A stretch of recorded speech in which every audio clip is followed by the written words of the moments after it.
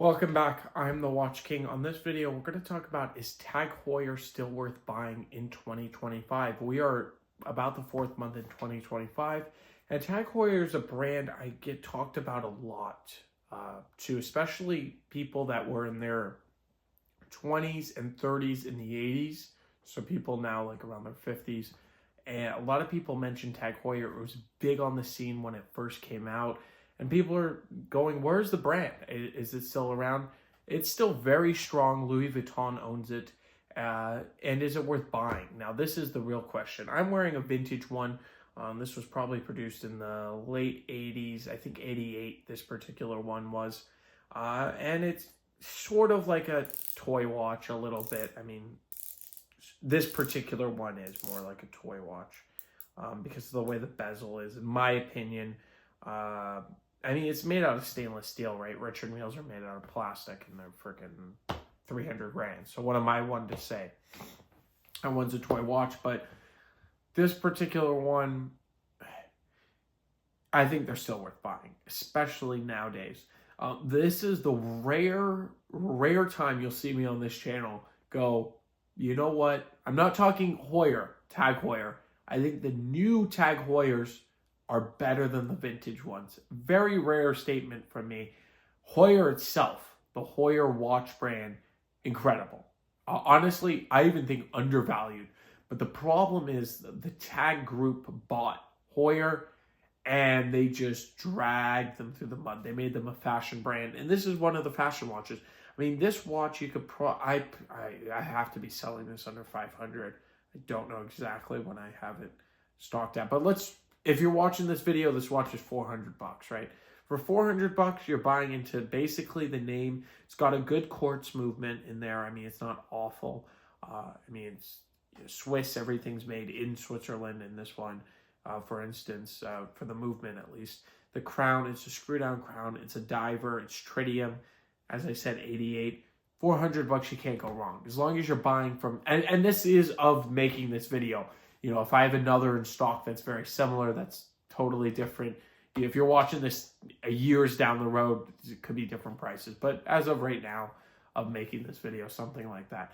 When you look into vintage Heuer, especially the original like Monaco, these are cool watches. These are really, really interesting and just incredible. So not talking about Heuer at all. We're just talking about Tag Heuer. Are they worth still buying? Yes. If you're getting them at the right price, if you're buying them from the WatchKingOfficial.com, 100% they're worth buying. I don't even think this one's posted there, but it's still, yeah. If you can buy them for the right price on the market, the vintage ones are fine. Just know what you're buying. You're not buying anything with crazy heritage or history. It is what it is. It is what it is, and that's what it is. So, very simply said. The new ones are very good. They're coming out with some really cool vintage. They're going back into the styling, and the movements are getting better. I mean, there was a big scandal. I believe this was before LVMH got a hold of them. There was a scandal with one of their Carrera watches having a Swiss name on the dial. I mean, a Swiss name in the case back. It was a see-through case back, but it was actually took from a Seiko watch. So they basically, stole Seiko's blueprints for the thing and just made it. Or I think it was even further. It might have been like purchased and they put a custom rotor or something even crazier than that. I'm not entirely sure. Let me know if you're a Heuer fan or a Tag Heuer fan. What was the story? I believe it was a caliber 5, 6, or something like that. There was a story with that. Nowadays, I think they're doing much better. The new ones are fantastic, and you can get. They're not.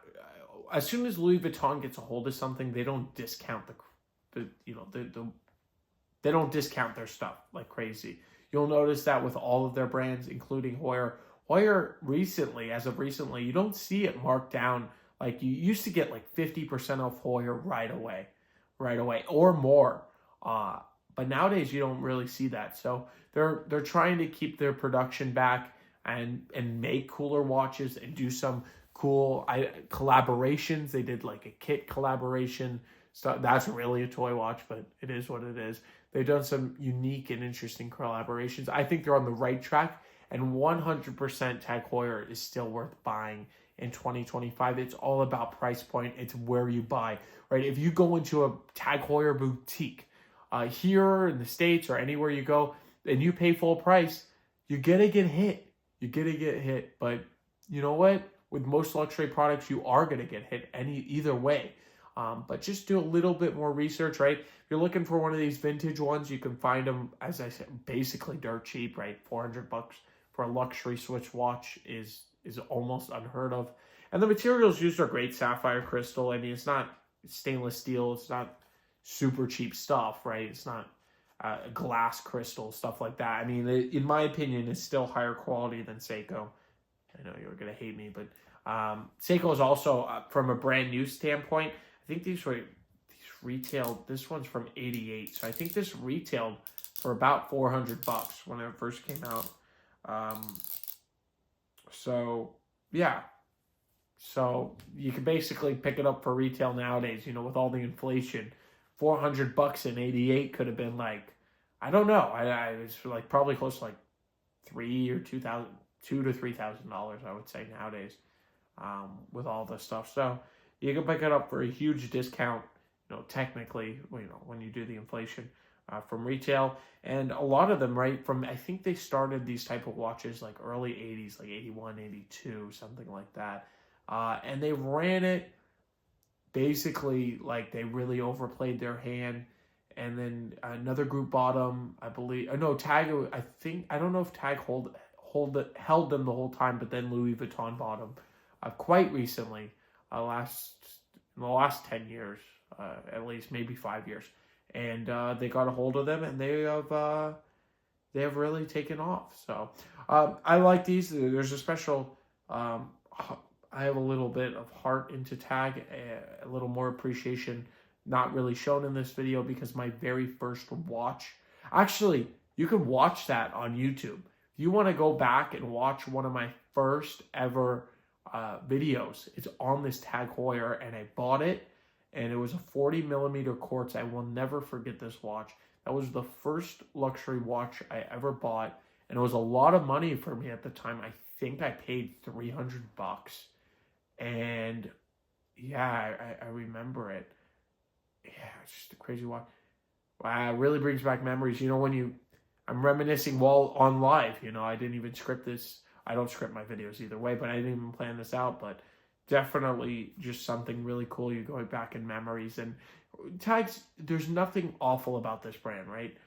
There's nothing that they did to really offend. They, of course, made that movement back in the day, but that's about it. Let me know your thoughts. Do you have any memories?